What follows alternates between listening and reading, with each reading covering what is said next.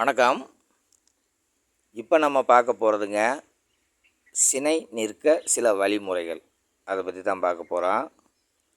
இப்போ இந்த மாட்டுக்கு என்ன வழிமுறை பண்ணி சினை நிப்பாட்டியிருக்கு அப்படின்னு பார்த்தீங்கன்னா, இந்த மாட்டுக்கு வயசாயிருச்சுங்க.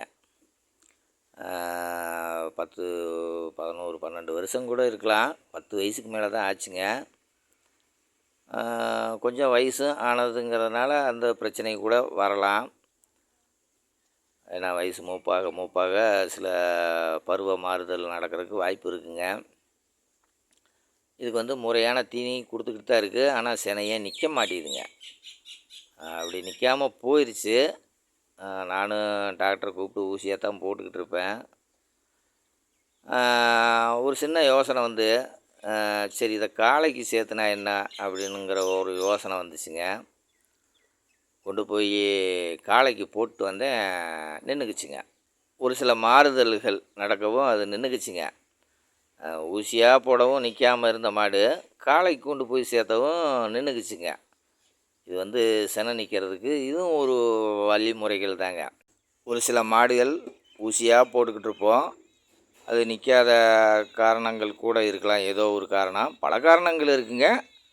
அதில் இதுவும் ஒரு மாறுதலான காரணமாக கூட இருக்கலாங்க. அந்த மாற்றி காளைக்கு சேர்த்துனா ஊசி போட்டுக்கிட்டு இருக்க மாடுகளை காளைக்கும் சேர்த்து பார்க்கலாங்க. அதே மாதிரி காளைக்காக போடுற மாடை ஊசியும் போட்டு பார்க்கலாங்க. அப்படி சினை நிற்கலைன்னா இந்த முறையும் பாருங்கள். ஓரளவுக்கு நிற்கிற மாதிரி தான் இருக்குங்க. இந்த தடவை இது நின்றுக்குச்சுங்க. இருந்தாலும் வயசான மாடு அப்படிங்கிற ஒரு காரணமும் இருக்குது. அப்படியும் ஒரு சில மாடுகள் நிற்கலைன்னா என்ன பண்ணலாம்னு பார்த்திங்கன்னா, சுண்டல் கொடுத்து பார்க்கலாங்க.